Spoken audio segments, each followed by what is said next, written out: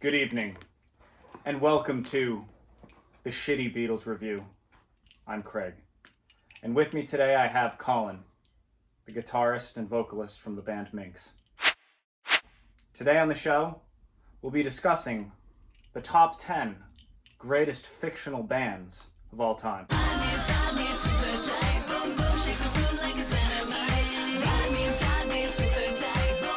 Thank you for joining us. Colin, it's great to have you here. It's great to be here, as always. Thank you. And how have things been going with you? How have you been surviving these strange, unprecedented times? Just with a tremendous amount of substance abuse. I don't think you can endorse substance abuse. Gucci gang, Gucci gang, Gucci gang, Gucci gang, Gucci gang. What? Gonna fuck your shit, gonna fuck your shit, gonna fuck your shit up. Gonna knock your bitch, gonna bang your bitch. Well, let's get started on tonight's program. Remember to always like and subscribe. We're an official YouTube channel. We're trying to be anyway. But, you know, as always, it's a work in progress. Like the human experience. It is a work in progress. So, Which is why I decided to show up marginally less shit-faced than I was last week, so well, it's again, bear with me on that. as we say, a work in progress. Where do we want to start? I mean, how do we want to define fictional bands, and are there any we should leave out? One of the exclusions we have is the same one as last week, which is no fake solo careers. So we're excluding solo acts. We're excluding also fictional bands that are also actually real bands. So, for example, like the Blues Brothers. And then we also would exclude a band, the Gorillaz, obviously, because they're not a fictional band. Yeah, it's Damon Albarn, And yeah. the dude from Blur. Let's begin our list, and we'll start off with number 10. Your staff is dying down here. Is that metal? I hate to say it, but Yeah, not to be contradictory, but it's very metal. Death Clock from the Adult Swim cartoon Metalocalypse. Now, this one, I think I can speak for both of us, this is a sympathy pick. It was just one of those shows that, like, I get that it was, like, tongue-in-cheek about, like, death metal bands and all that, but I honestly feel like a lot of the fans of that show Didn't understand that they were the ones being parodied. Yeah. Well, I just love the one that they had to go, like to the bottom of the ocean to record, because it was, like, some density in the air was going to get, like, the heaviest sound, like, humanly possible. Just nonsense like that. Yeah. It's great. Death Clock representing the heavy metal genre. Well, yeah, that's mostly what it's about, is that it's like a proper metal representation in the fictional world. And it was pretty creative. Yeah, no, absolutely. Absolutely, I think so. What was your 10? My number 10 was... That's so uncomfortable. I fucking left it there for so long. My number 10 was Otis Day and the Knights from the movie Animal House.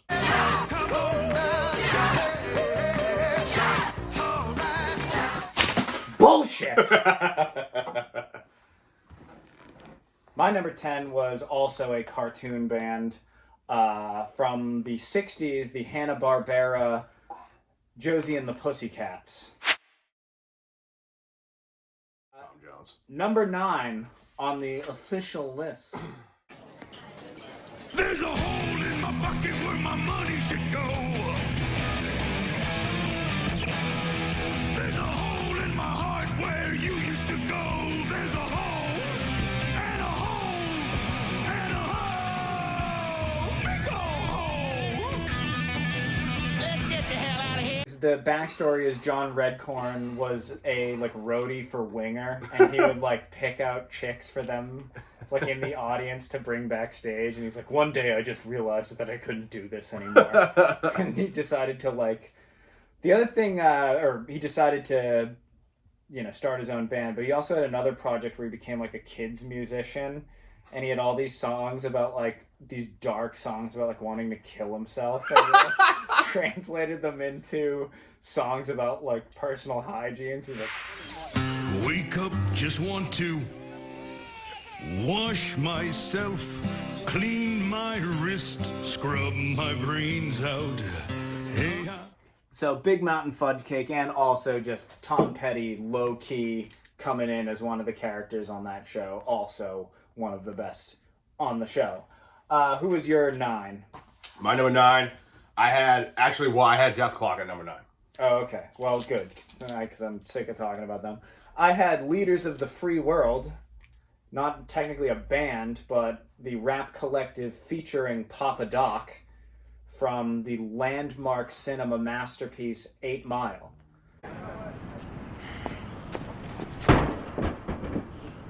Listen up now, leaders of the free world in the motherfucking house. Me and Papa Doc about on any motherfuckers here. Yeah, bro. Told you them niggas was talking shit. Man, fuck the free world. Yeah! Fuck the free world! Number 8 on the official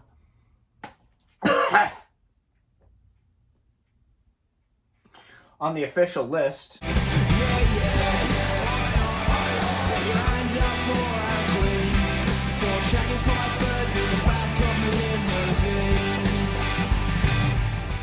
Infant Sorrow. From? Get Him to the Greek and Forgetting Sarah Marshall. Although Get Him to the Greek is the one that like actually has Infant Sorrow songs in it. Well, No, they had that one, Inside of You. oh yeah, that's right. Oh, I long to be, is it wrong to be inside you? I originally had them actually kind of high up on the list because I don't know, I remember the songs being better than they were, and then in doing prep, I went back and listened to them, and it really sounded like one of those very typical post-2000 rock bands. Yeah. Which, if you haven't caught the tone of my voice, isn't good. It's not a good sound unless you're fucking Primal Scream. They were amazing. Or the Hives, also amazing. The Hives? The Hives were awesome! Hives blow. They were unbelievable. They had like an absolutely infectious live show. Sorry, was I thinking of the Vines? You were probably thinking of the Vines. Oh, wait, what's the fucking difference? Whatever. Anyways, I also had Infant Sorrow at number 8. Oh, and Jarvis Cocker from Pulp co-wrote some of those songs. Oh. He's good. Then when we were doing the stuff in the table read, we realized that the song African Child was just like an absolute go for the throat satire of Bono. And we were like, they have to go on this list for that reason alone. Like a little African child trapped in me. There's an African child trapped in me. There's a little African child trapped in me. It's so bad of a song, but it's definitely what got them on this list because it was just a direct shot to the jugular of Nah, dude, and the video of that is so funny, too. So, for number 8, I had a very deep, obscure cut, obviously. Pandering to the hipster credibility. I don't think any hipsters know what this movie is, but I don't know. You use that term very loosely. Anyway, the band that the main characters were in, I don't think the band even had a name. It was like the band that the main characters collectively played in at the beginning of the cartoon 1980s movie, Rock and Rule. The lead vocalists were, respectively, the boy was voiced by Robin Zander, and the girl was voiced by Debbie Harry, and the movie is as cool as it is absurd, and which leads me to one of my, just a sidebar, one of my honorable mentions as far as solo careers go was Mock, who was the bad guy in Rock and Rule. 2 songs voiced by Lou Reed, 1 song voiced by Iggy Pop. Super cool cult classic cartoon rock and roll movie, vis-a-vis, like, it's a lot like, sort of like the heavy metal movie. I don't know if anybody's aware of that, but it's an amazing movie as well. Number 7 on the official list.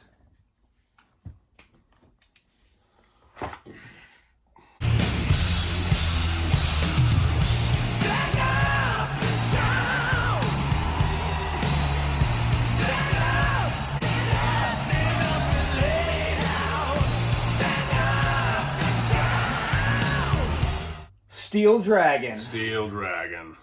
Now, this band is interesting because it's obviously it's a fictional movie, but it's loosely based on the story of what happened when Judas Priest parted ways with Rob Halford in... Yeah, but Painkiller was 1990, right? Yeah. And that was his first album back with them. But then I think he left it because one was Jugulator. I don't know. Because I think Jugulator might... Whatever. It's fucking based on the story of Judas Priest. Yeah, and Tim Ripper Owens. Exactly. Was the replacement singer, the guy who came in and replaced Rob Halford. So they found him in a cover band, and that basically was told in the movie when Steel Dragon fired Bobby Beers, the great lead singer. Yeah. And then found a hardworking, take no bullshit, no frills Steel Dragon tribute featuring Chris Izzy Cole, played by... Where would you rank Mark Wahlberg as an actor, as far as all-time greats? Top 3? Top 5? They're good tunes, good imagery. Good movie. Good overall. good movie. That helped too. Like- That helped too. Definitely a good movie. Good attitude. Good sort of capturing of like the rock and roll lifestyle Of the 80s, yeah. And of they the did- 80s and the excess and all that stuff, and it's like that makes for a better fictional band, I think. The only thing that Credibility. sucks about that movie so bad is that like Jennifer Aniston's in it. what? What's wrong with her? You don't like Jennifer Aniston? She's a fine actress. I don't think, but even if she wasn't, I don't think she ruined that movie. Continue. I was gonna say the fact that like when he leaves the band, he just suddenly it's like, ooh, it's the 90s now, so he's gonna be this low ponytail, like hair behind your ears, like grunge dude playing like acoustic sets at a coffee shop in Seattle. That is so... It was the fucking dumbest. It was like what. It's just the most like trend riding thing. It's like, yeah, man, the 80s metal was too much of like a thing. I just think one day I realized it wasn't for me anymore. You know? I was wearing the clothes and singing the songs. I just want to like tinker around, noodle in the corner of this coffee shop in Seattle. It just didn't feel right. I just wanted to find myself, find my own music. Because it's the 90s and he's like wearing like a sweater and it's like all like so to indicate like personal growth and the fact that he's like above all that stuff now. The show's over, close the storybook. And it's exactly what all the grunge bands did in the real world, and they all sucked too, so that sucked. No exceptions. My number 7, since we're talking about Seattle... Yeah, I knew it. I fucking knew it. ...is the from the 1992 Cameron Crowe film Singles, Citizen Dick, featuring Matt Dillon on the lead vocals and members of Pearl Jam as his backing band. Yeah, because one of them isn't enough. Number 6 on our official list.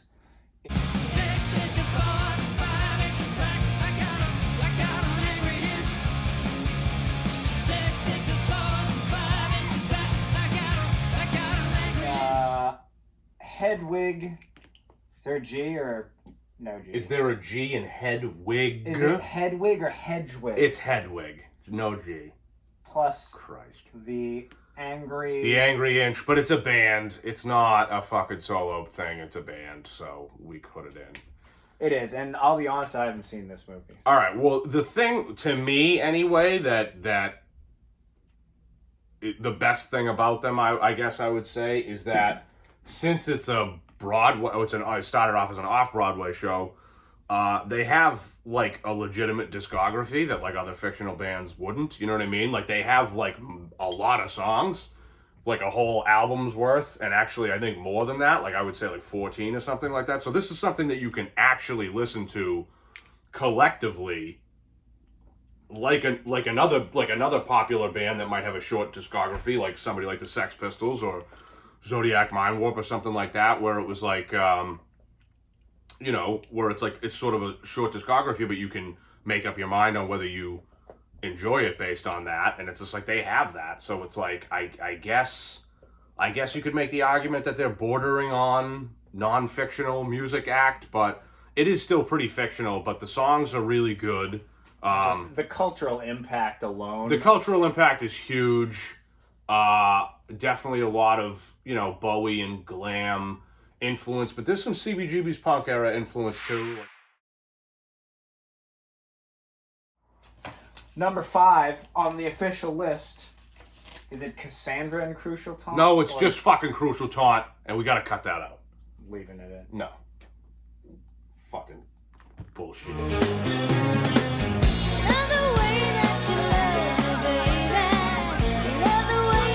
At the criminally low number 5 is Crucial Taunt. I think it's appropriate. Crucial Taunt should be like 5. number 2. It shouldn't. Yeah, but they should. we had a lot of disagreements in coming up with this list. But That's this bullshit. list... And plus, like... What? No, what? No, it's fine. No, whatever. No, It's no, the no, sound no. he makes whenever someone fucking disagrees.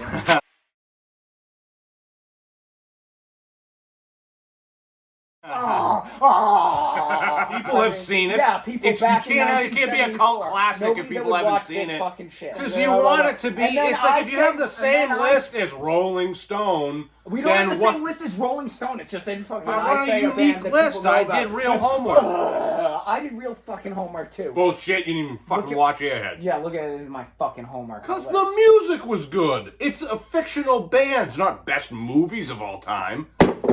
Crucial Taunt definitely deserves to be on the list, I would say. Awesome. Absolutely. I'm not Awesome disagreeing. sound, awesome look, awesome movie, but they fit into the movie really well too. Plus, Tia Carrere played the bass and actually sang those vocals, and those like high pitched, like super rock and roll screams. Like you got like a super hot chick like that.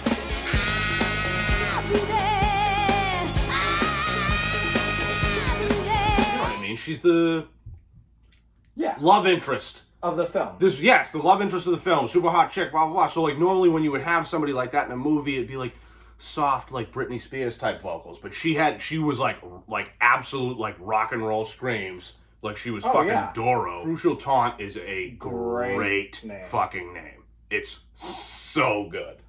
Possibly one of the. Oh, there's some good ones on the list though. But anyways, so we had them at number 5, and. Let me see. Who was your personal 5? My personal 5 was Hedwig in the Angry Inch. I had them up at number 5. My personal 5 was Crucial Taunt, so appropriately rated. So according to me, I guess it just got bent over on that one, but coming in at number 4. The bigger the cushion, the sweeter the pushing. That's what I said. The looser the waistband, the deeper the quicksand, or so I have read. We had Spinal Tap at number 4 because honestly, with as many fictional band lists as there are out there, like, what's the fucking point of even making it if you're just gonna make them number 1? Am I right? Like, yeah, you are. And well, also too, I think that the 3 ahead of them are better.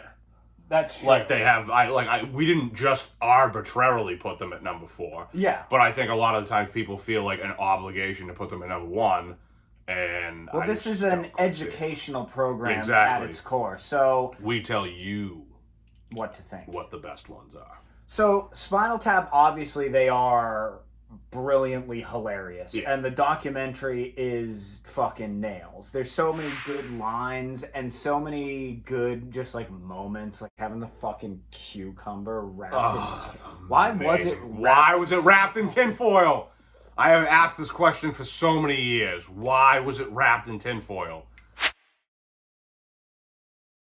And they had fucking hilarious songs like Sex Farm, Big Bottom. Big bottom drive me out of my mind.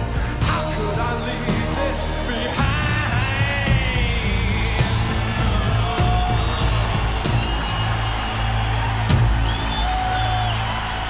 Yeah, because it's about the songs after all. I mean, if Spinal Tap's the kind of fictional band where it's like you could be a real band and cover one of their songs and people would dig it, Which means they're a good fictional band. And that's why, I mean, this one was tough because this one bordered on the real and fictional.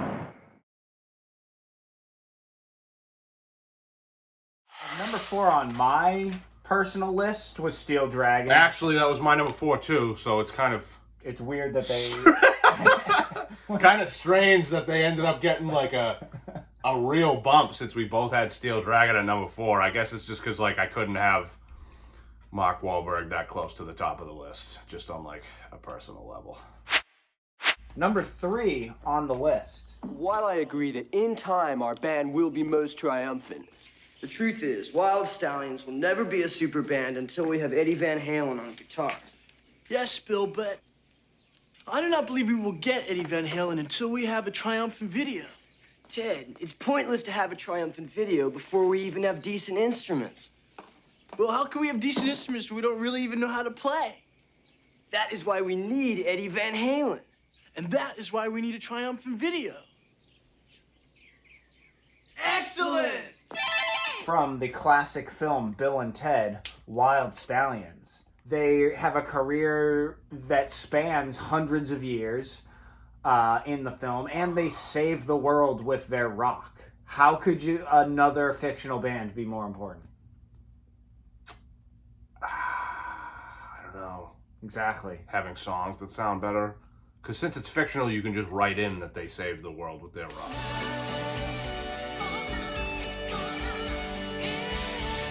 But it's also, since it's fictional, It's not, you like, don't even actually need to impressive. actually have songs. I don't know. The great thing about fucking making shit up is that you can just make shit up.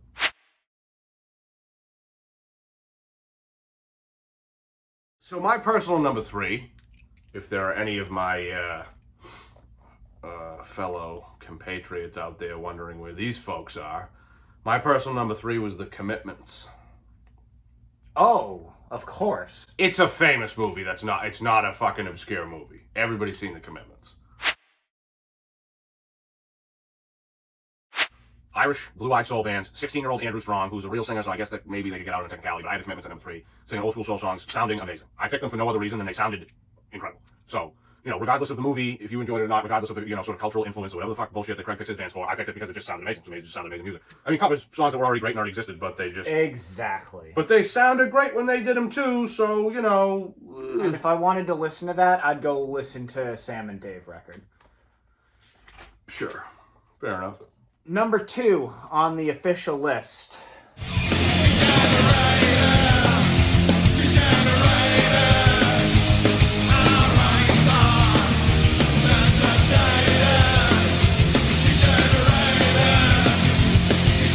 The Lone Rangers. For all my Airhead fans out there. Brendan Fraser, Steve Buscemi, and Adam Sandler. And who else was in it, too? That's it. It was a power trio. Well, they were the power trio, but there was other people. people. Who else was in the movie? Yeah. Joe Montana was the radio host. Yep. How can you pluralize the Lone Ranger? What's wrong with that? Well, there's 3 of you. You're not exactly lone. Shouldn't you be the 3 Rangers? The opening song for it is a mashup of Motorhead and Ice-T. It's fucking Born to Raise Hell with Motorhead and Ice-T. Ooh, I love that fucking song. Awesome That is shit, a fucking good song. Yeah, that was the theme song to Airheads, and it was like, I don't know, it was awesome. It captured all the fucking rock and roll attitude. The song, which I think was originally by Reagan's Youth, was awesome. The whole concept of the movie is fucking hilarious, and they're rock and roll as hell, and it's just super authentic, super great fictional band. Do you know what it's like to be on the bill and to play for 15 minutes and the only people there to see you are the other bands and their girlfriends? Don't talk to me about rock and roll. I'm out there in the clubs and on the streets and I'm living it. I am rock and roll. And now, number 1 on the list of greatest fictional bands, according to the Shitty Beatles. Ouch, you're breaking my heart. Ouch, I'm falling apart. Ouch. Ouch, ouch, ouch. Stillwater. Just fucking kidding. Oh my god. Stillwater sucks. The number 1 greatest band on the fictional bands list of the Shitty Beatles review is the Ruddles. Ruddles. The Eric Idle project that basically lampooned everything about the Beatles. And unbelievable. Well, first of all, for those of you who don't know, Eric Idle is one of the members of Monty Python, which should pretty much tell you everything you need to know about the style of satire, that goes into this movie. It's very tongue-in-cheek. It's at sometimes borderline on insulting, but like British people like that shit. They really believe the sort of imitation is the truest form of flattery type. And George Harrison was like in the movie. Yeah, George Harrison was like. There have been continued allegations that Ruttle Corps is going bankrupt. Eric Manchester, the Ruttles press agent, are these allegations true? No. Honestly, the Beatles are like a great thing to make fun of. As much as everyone loves them and reveres them as the greatest fucking creation of musical genius ever to, be. Yeah, but it's good. I totally agree. It's good to keep them back down, like, on Earth and stuff like that. And the movie itself is hysterical. We were living in, squalor. We didn't have any money, and we saw these. There were the Ruttles on the TV with girls chasing them. We thought, this can't be that difficult, so we thought we'd have a go ourselves. And if you haven't seen it, see it. It's totally something that, like, even though it's, a generational sort of removal type thing, it's something that anybody now would find funny too. It really is. Get up and go. Get up and go. Get up and go back home.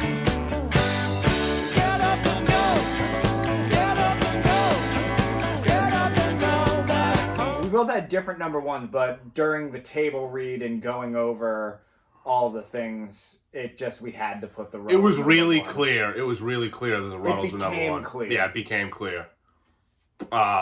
It's just got everything, because like they play songs that are good, but they're also funny. The satire aspect, because obviously like most of the time when there's a fictional band, period, like in anything that has a fictional band, there's usually a satirical element. Yeah. And if I see Van Helsing, I swear to the Lord I will slay him. Ha ha ha ha! He'd take you from me, but I swear I won't let it be so. Ha ha ha ha! Blood will run down his face when he is decapitated. Anyway, thanks for joining us for yet another thrilling, enthralling, edge of your seat episode of the Shitty Beatles Review. Make sure to like and subscribe. Send us email. Hate mail, if you must. Dick pics. Dick pics, big veiny ones. Follow us on Instagram and stay tuned for more episodes of The Shitty Beatles. Yeah, coming at you next week. Coming at you. Ha! Ha! Ha!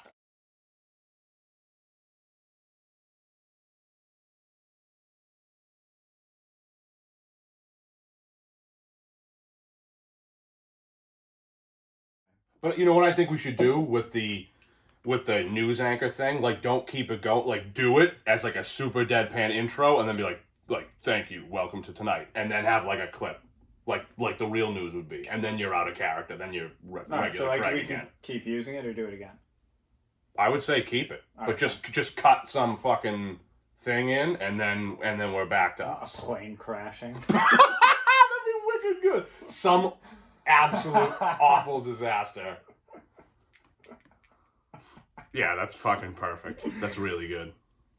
Today I'm drinking a type of a.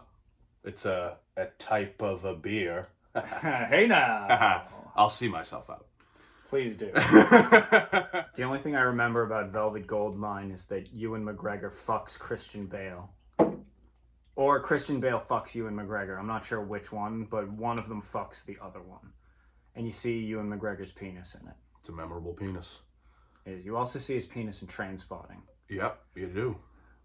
Very, Stay tuned to the Shitty Beatles, and we'll do a whole expose on movies of Ewan McGregor's penis. It's a long list. This show is terrible. How do you not like Alice in Chains? Because I hear it and I'm like, wow, this is fucking terrible.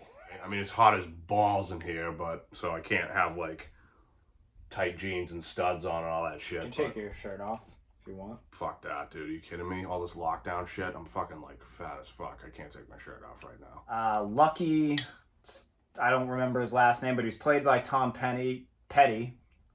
Lucky, who was played by Tom Petty. Fuck!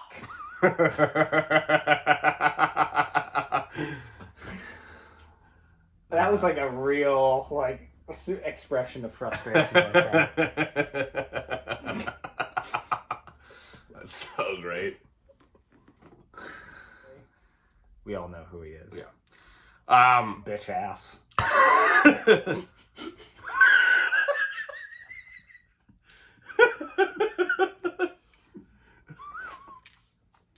What's that quote that you always do? We would never be YouTube stars. Yeah, but like, I don't know.